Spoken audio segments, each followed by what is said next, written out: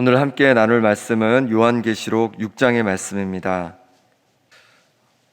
요한계시록은 구조를 좀 이해를 하면 더 이해하기가 좀 수월합니다.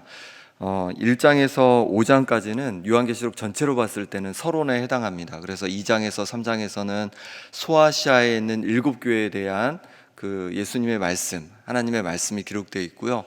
그 다음에 4장, 5장에서는 이제 천상의 교회, 2장, 3장이 지상의 교회였다면 4장, 5장에서는 천상의 교회의 모습을 묘사해주고 있습니다.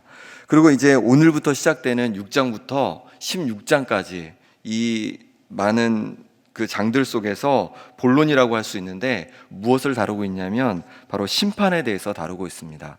심판은 세 가지로 분류를 해서 보여주고 있는데요. 먼저 인을 때는 심판이 7개고요. 그 다음에 나팔 심판이 7개, 대접 심판이 7개입니다. 그런데 이것이 다 연결되어 있어요. 그래서 인을 때는 심판 7번째 심판에 나팔 심판이 시작되고 나팔 심판 7번째에 대접 심판이 시작됩니다. 이렇게 서로 연결돼서 인을 때는 심판, 나팔 심판, 대접 심판이 연속적으로 이렇게 나타나게 됩니다.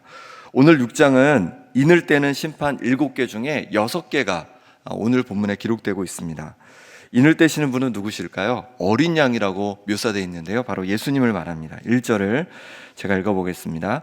내가 보매 어린 양이 7인 중에 하나를 떼시는데 그때 내가 들으니 네 생물 중에 하나가 우레소리같이 말하되 오라 하기로. 바로 예수님께서 하나씩 인을 떼시면서 심판이 주어지는 거예요. 그러니까 예수님을 심판주로 그렇게 묘사하고 있는 것입니다. 특히 첫 번째에서 네 번째까지 인을 떼실 때마다 각각 말들이 등장하고 말을 탄 자가 등장합니다. 무슨 색말이냐면 흰색 말, 붉은색 말, 검은 말, 청황색 말, 이렇게 네 말들이 인을 뗄 때마다 등장하게 됩니다. 그럼 이 말과 이 말탄 자는 누구를 말할까요? 구약의 스가랴 1장에 보면 이 말탄 자들에 대해서 나오고 등장합니다. 여기에는 붉은 말들을 탄 사람과 그 뒤를 따르는 붉은 말, 자줏빛 말, 백마가 등장합니다. 이들이 누구인지에 대해서 스가랴가 물었을 때 천사가 이렇게 대답해 줍니다. 스가랴 1장 10절에 여호와께서 땅에 두루 다니라고 보내신 자들, 이렇게 얘기합니다. 그러니까 이들은 하나님께로부터 땅으로 보냄받은 자들이라고 보면 되겠습니다. 스가랴 6장에서는 네 병거가 증거합니다. 병거, 말들이 끄는 병거가 등장하는데요. 첫째 병거는 붉은 말들, 둘째 병거는 검은 말들, 셋째 병거는 흰 말들, 넷째 병거는 어룽지고 건장한 말들이 끄는 병거가 등장합니다. 스가랴 선지자는 또다시 이것이 무엇인지를 묻는데요. 천사는 하늘에 내 바람이라고 하고 온 세상의 주 앞에 서 있다가 나가 땅에 두루 다니는 것이라고 얘기합니다. 이 말들과 병거들은 전쟁을 수행하는 데 쓰이는 것입니다. 곧 하나님의 명을 받아서 세상을 심판하는 심판의 도구로 사용되는 천사들로 보는 것이 합당할 것입니다. 특히 병거를 언급하는 스가랴 6장에서는 이렇게 말씀합니다. 그가 내게 외쳐 말하되 이르되 북쪽으로 나간 자들이 북쪽에서 내 영을 쉬게 하느니라 하더라. 북쪽은 바벨론이 있는 곳입니다. 바벨론을 심판하실 것을 상징적으로 스가랴에서 말씀하시 주신 거죠. 괜찮으시죠? 그러니 요한계시록 6장에 등장하는 네 말과 그 탄자는 세상을 심판하는 하나님의 천사들이라고, 예수님께서 보내시는 천사들이라고 보는 것이 합당할 것입니다. 그러면 요한계시록은 요한계시록이 쓰일 때 누가 세상을 지배하고 있었을까요? 바로 로마가 그 세상을 지배하고 있었습니다. 특히 요한계시록이 쓰일 때는 1세기의 마지막 10년경으로 로마의 도미티아누스 황제가 통치할 때였습니다. 도미티아누스 황제는 기독교를 아주 심하게 박해했습니다. 그로 인해서 사도 요한은 반모섬에 갇힌 상태였고 수많은 기독교인들이 순교를 당하기도 했습니다. 이렇게 악한 로마 제국을 이제 하나님께서 심판하실 것이라고 말씀하시는 것입니다. 구체적으로 어떻게 심판하신다고 말씀하실까요? 먼저 첫째 인을 떼실 때 나타나는 일들에 대해서 2절 말씀을 같이 읽어보겠습니다. 이에 내가 보니 흰 말이 있는데 그 탄 자가 활을 가졌고 면류관을 받고 나아가서 이기고 또 이기려고 하더라. 흰말 탄 자가 활을 가졌고 이기고 또 이기려고 한다고 말하고 있습니다. 곧 로마를 대항해서 일어날 세력이 승승장구할 것을 그렇게 말씀하고 있는 겁니다. 두 번째 인을 떼실 때는 붉은 말이 등장하는데요. 4절 말씀 같이 읽어보겠습니다. 이에 다른 붉은 말이 나오더라. 그 탄 자가 허락을 받아 땅에서 화평을 제하여 버리며 서로 죽이게 하고 또 큰 칼을 받았더라. 붉은 말이 나오니까 화평이 제하여지고 서로 제국 안에서 서로 자기들끼리 막 다툼이 생기고 서로 죽이는 그런 싸움이 생겨서 화평이 깨지게 됨을 묘사하고 있는 것입니다. 세 번째 인을 떼실 때는 검은 말이 등장하는데요. 손에 저울을 가지고 있습니다. 5절 6절 말씀 같이 읽어보겠습니다. 셋째 인을 떼실 때에 내가 들으니 셋째 생물이 말하되 오라 하기로 내가 보니 검은 말이 나오는데 그 탄 자가 손에 저울을 가졌더라. 내가 내 생물 사이로부터 나는 듯한 음성을 들으니 이르되 한 데나리온에 미란되어 한 데나리온에 보리석되로되 또 감람유와 포도주는 해치지 말라 하더라. 여기서 한 데나리온은 노동자 하루 품삯입니다. 그런데 그것으로 살 수 있는 게 밀한되다 이렇게 얘기하고 있죠. 밀 한 돼. 밀 한 대는 어느 정도가 되냐면 성인 한 명이 하루에 먹는 밀의 양이 밀 한 대라고 합니다. 그러면 성인 한 명이 하루 동안 일하면 자신이 하루 먹을 것을 얻게 되는 거예요. 근데 문제는 뭐냐면 성인 한 명이 혼자 살지 않죠. 배우자와 함께 살고 아내와 살고 자식도 있고 부모님도 모시고 살 수 있습니다. 거기다가 밀만 사면 되는 것이 아니라 기름도 사야 되고 그 밖에 쓸 것들을 사야 합니다. 그러니 밀 한 대로는 턱없이 부족한 것이죠. 밀 한 대의 한 데나리온은 그 당시 물가의 8배나 비싼 것이었다고 합니다. 여러분 지금 우리가 이제 밥을 해 먹을 때 쌀을 사고 해야 되는데 지금보다 8배 더 비싸졌다고 생각해 보십시오. 모든 음식이나 이런 것들 물가가 8배 더 비싸졌습니다. 그럼 어떻게 되겠습니까? 굉장히 먹고 살기가 힘들어지겠죠. 결국 기근이 임할 것을 말하고 있는 것입니다. 네 번째 인을 떼실 때는 청황색 말이 등장합니다. 8절 말씀 같이 읽어보겠습니다. 내가 봄에 청황색 말이 나오는데 그 탄 자의 이름은 사망이니 음부가 그 뒤를 따르더라. 그들이 땅 4분의 1의 권세를 얻어 검과 흉년과 사망과 땅의 짐승들로서 죽이더라.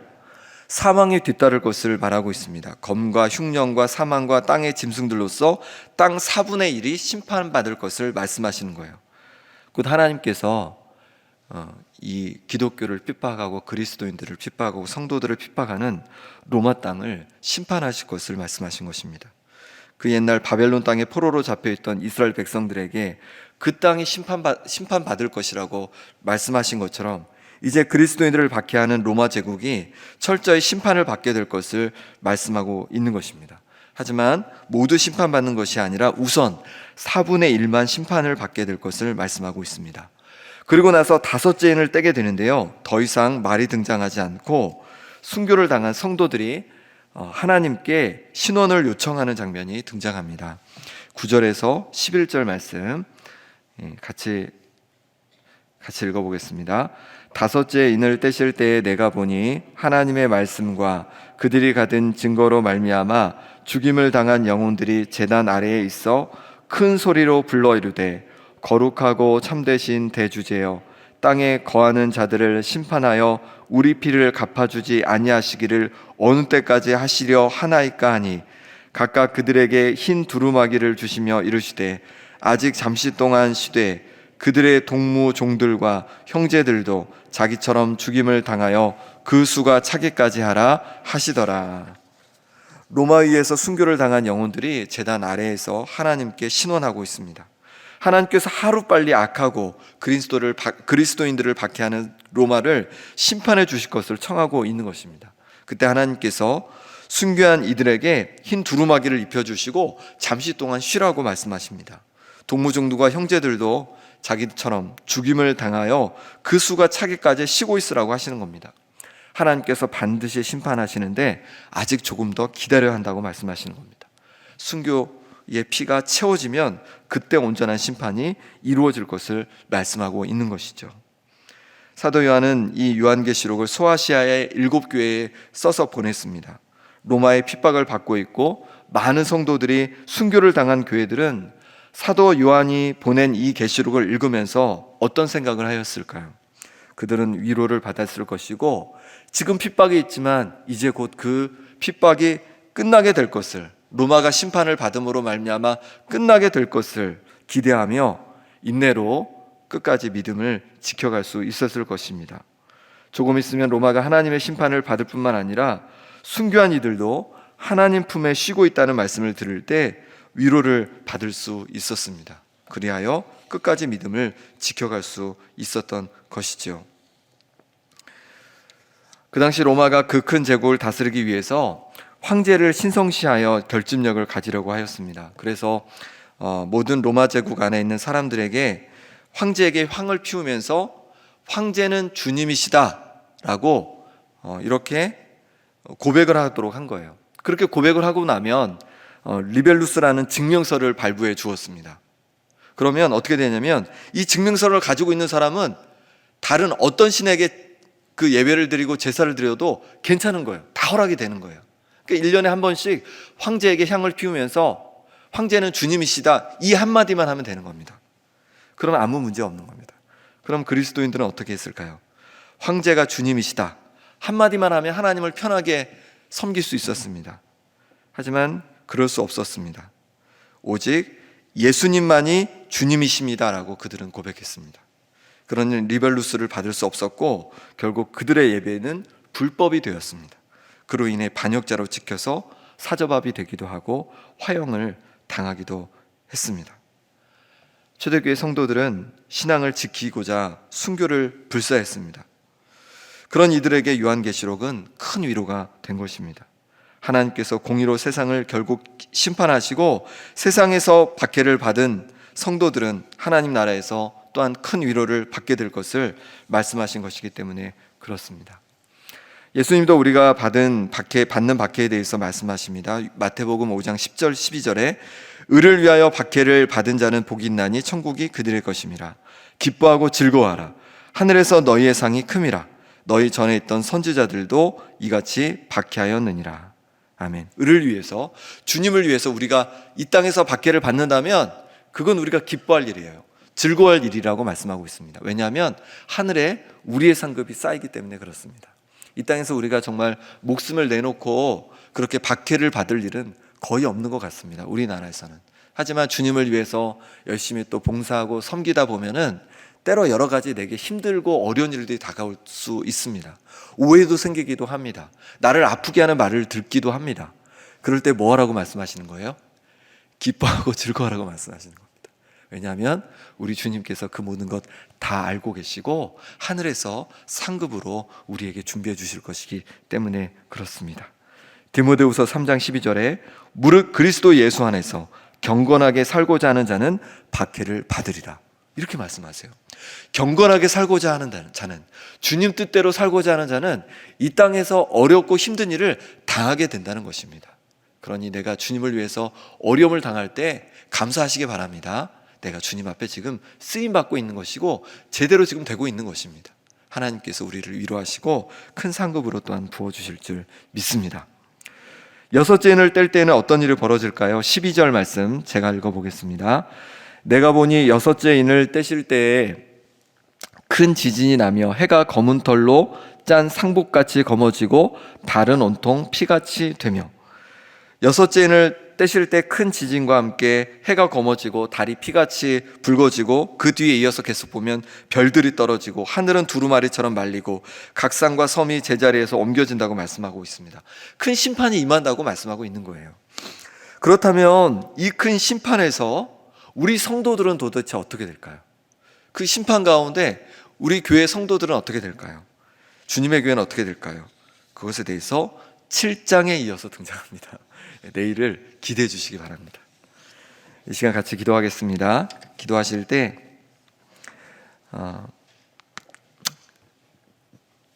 초대교회 성도들은 황제는 주님이시다 한마디만 하면 편하게 살 수 있었습니다. 편하게 하나님을 예배할 수 있었습니다. 하지만 그들은 그렇게 하지 않았습니다. 오직 주님만이, 예수님만이 나의 주님이십니다. 이렇게 고백했기에 어려움을 당했습니다. 우리도 이 신앙을 우리가 계속 이어받기를 원합니다. 다른 것을 주님으로 삼고 살아가는 것이 아니라, 재물을, 사람을, 명예를 주님으로 삼고 살아가는 것이 아니라, 내가 내 인생의 주인 되어서 나를 주님으로 삼고 살아가는 것이 아니라 오직 예수님을 주님으로 고백하며 주님 뜻 안에 순종하며 살아가는 내 인생이 되게 하여 주옵소서. 때로 주님을 따르다 여러 어려움이 있을지라도 저 천국을 바라보며 담대히 믿음의 여정을 걸어가게 하여 주옵소서. 입시와 취업을 앞둔 우리 자녀들에게 지혜를 주시고 그 앞길을 인도해 주옵소서. 이 시간 우리 함께 기도하겠습니다. 하나님 아버지, 그렇습니다. 우리 인생의 주인은 오직 주님이십니다.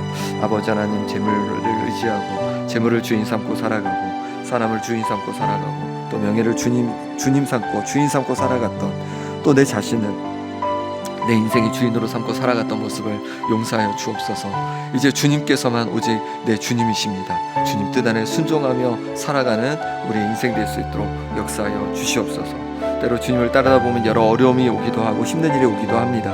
하나님 아버지, 그럴 때에 낙심하는 것이 아니라 오히려 기뻐하고 즐거워할 수 있는 우리가 되게 하여 주옵소서. 담대히 믿음의 여정을 걸어갈 수 있도록 허락하여 주시옵소서. 그래서 하나님 아버지, 기쁨으로 저 천국에서 주님을 만나며 주님 품에 안겨서 정말로 큰 위로를 받는 우리가 될 수 있도록 하나님 역사하여 주시옵소서.